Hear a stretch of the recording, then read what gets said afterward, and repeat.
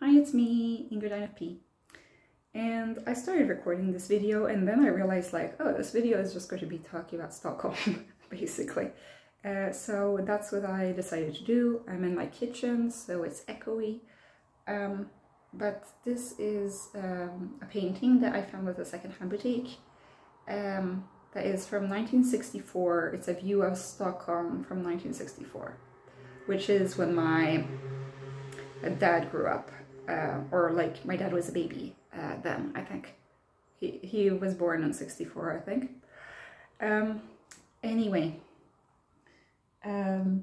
this is Stockholm at that time. This is Södermalm, which is the South Island. Stockholm has many different islands. There is so this is north and this is south, you could say. And we're looking at Stockholm from the east. No, from the west. Yes, from the west. And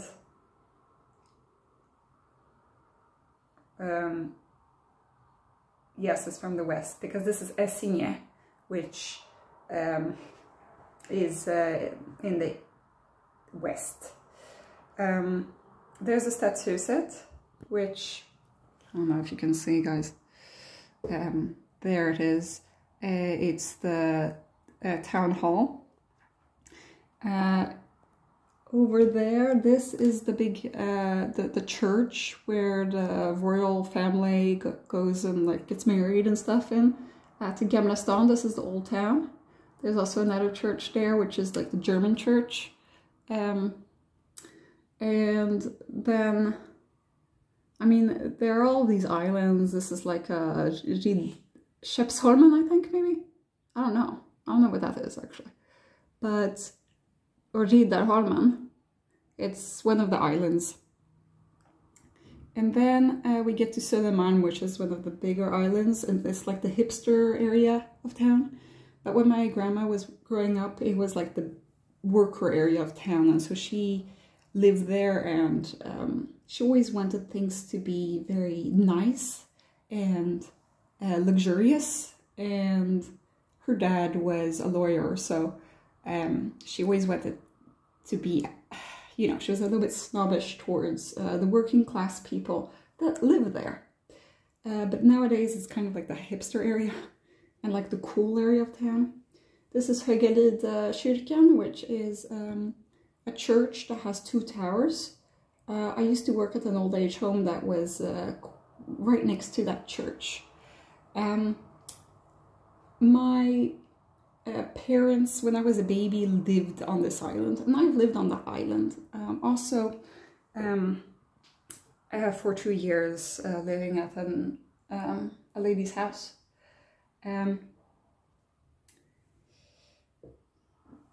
There are all sorts of bridges and such. I don't really recognize Stockholm from this angle because it's different now. Nowadays there's a globe here, which is called Aviicii Arena nowadays, and it has it's like a globe and it's huge, and so it's funny because it hasn't been built at this time. There are also all sorts of buildings around here that haven't been built at this time. So that's kind of funny. I really like this painting. Now, I was thinking about this a lot because tomorrow is the Swedish National Day. It's the 6th of June, and the 6th of June, nobody really knows why it's Sweden's National Day. I think it's because Gustaf Vasa did something on that day, but I'm not sure what it is, if it's his coronation or what it is. Thing is, Sweden hasn't been celebrating their National Day very much. It used to be a holiday. It only popped up maybe 10 years ago or something. At most 20 years ago. So a lot of people don't really know what to do on that day. My town is going to be celebrating but it's kind of a weird holiday because in Sweden, the biggest holiday is not their national day, it's midsummer. And midsummer comes at the end of June, you could say. So they do a way bigger deal about midsummer than about the national day. And the reason for that is because, well, Sweden never really got emancipated, liberated from an oppressor. Sweden has been the colonizer and the oppressor of others. Something that, you know, you wouldn't really think, considering Sweden has been a neutral country for many, many years. Sweden has been a colonizer country. And so Norway, for example, has a much bigger deal about their national day, and Finland as well, because they became independent. And Sweden did not, because Sweden was the one who was colonizing them and oppressing them. So makes sense that Sweden hasn't really had a need for a national day because, well, you know, they were being celebrated all the time, you could say.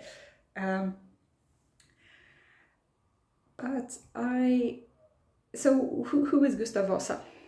Gustaf Vasa, I don't know much about him.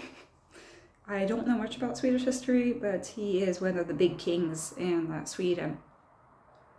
He, like, if there's one king that I know the name of, it's him. I don't really know the other.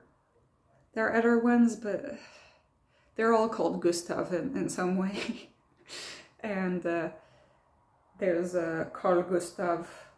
Well, the current king is a Carl.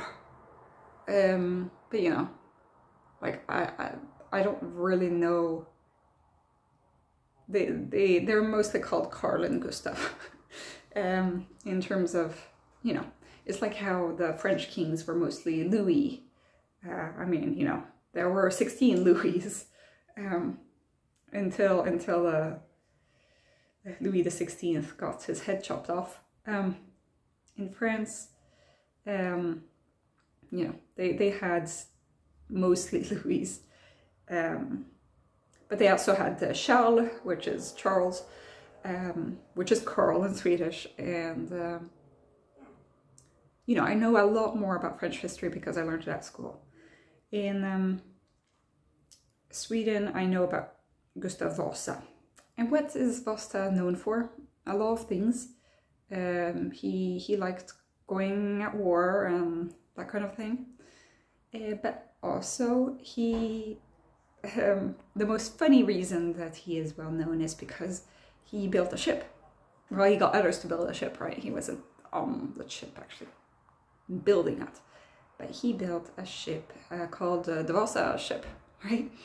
And the ship never left the port of Stockholm. It drowned, no, it sank in the sea before it even left Stockholm. So, and there it was, sunk for hundreds of years.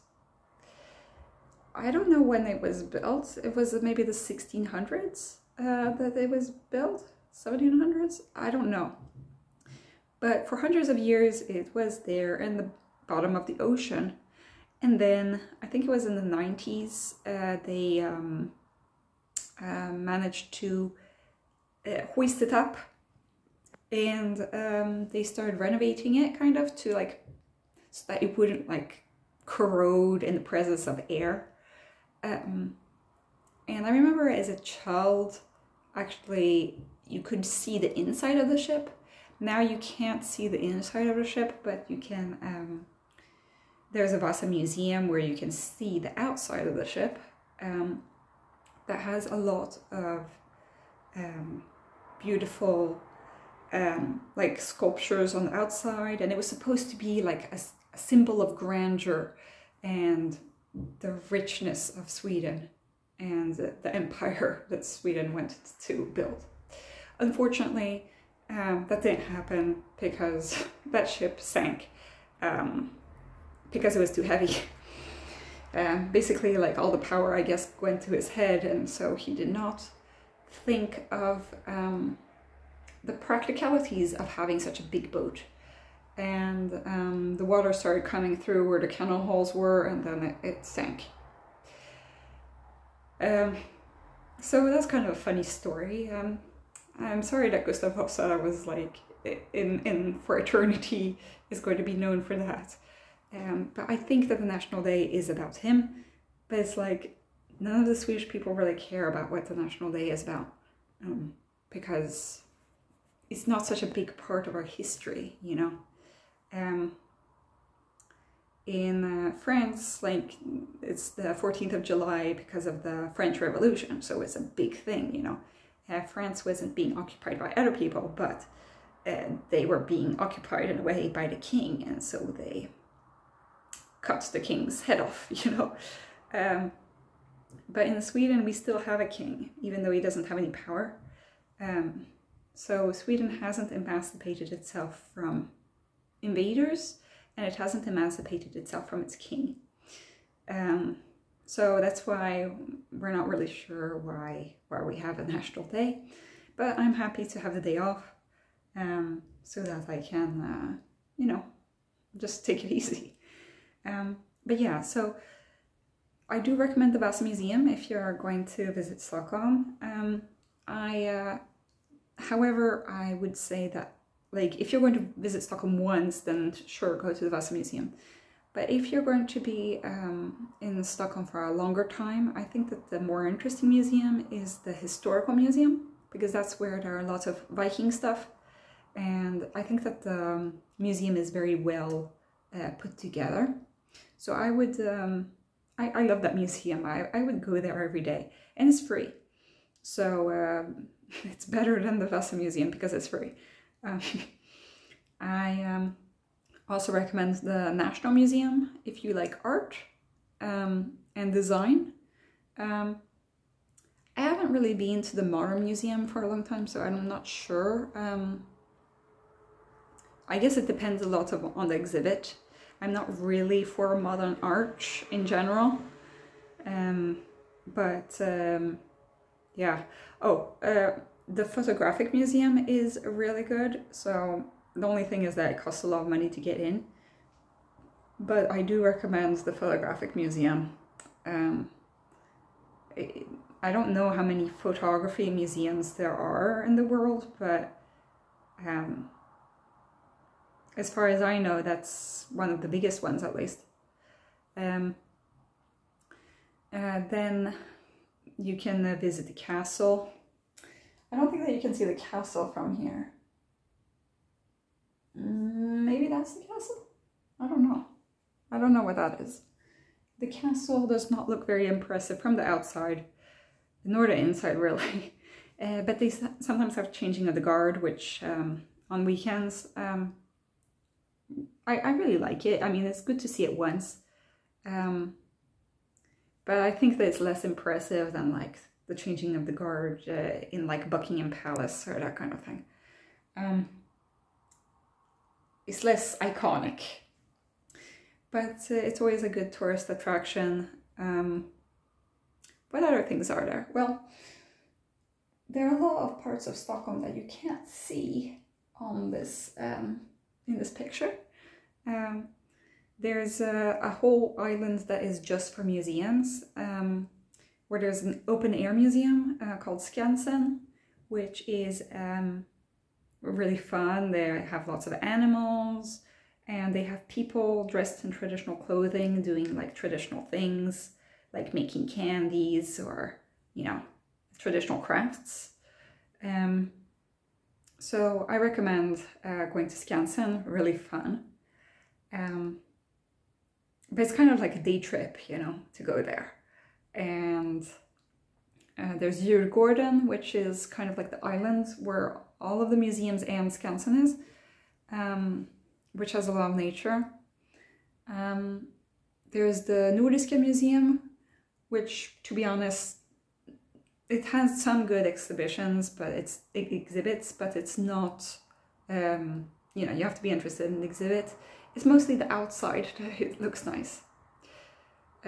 because it's based on like Danish architecture with like these spires and such, and I find that pretty nice to look at.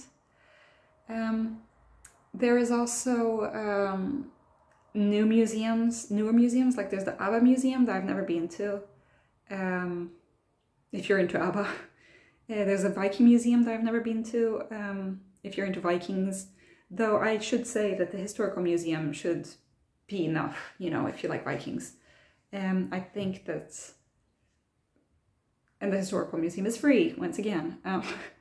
So yeah, I would prefer if people went to that one. Because it's paid by my tax money, okay? No, but actually because it's good. There's a Technical Museum, which is where I first, when I was a small kid, I got to see an animatronic seal, like a seal robot.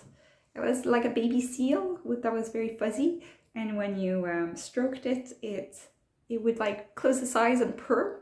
And at that time, you know, in technology, that was like super high tech, you know.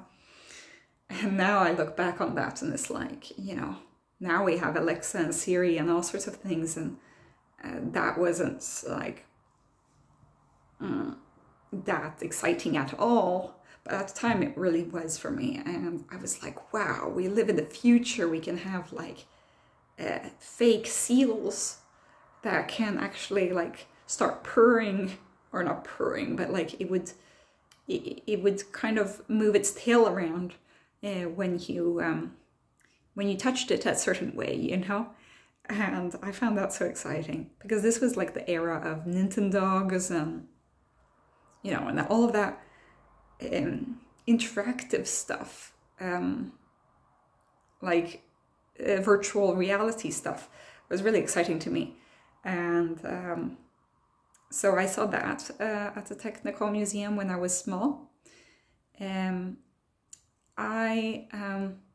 But now it's gone more and more into like different inventions throughout time, and AI.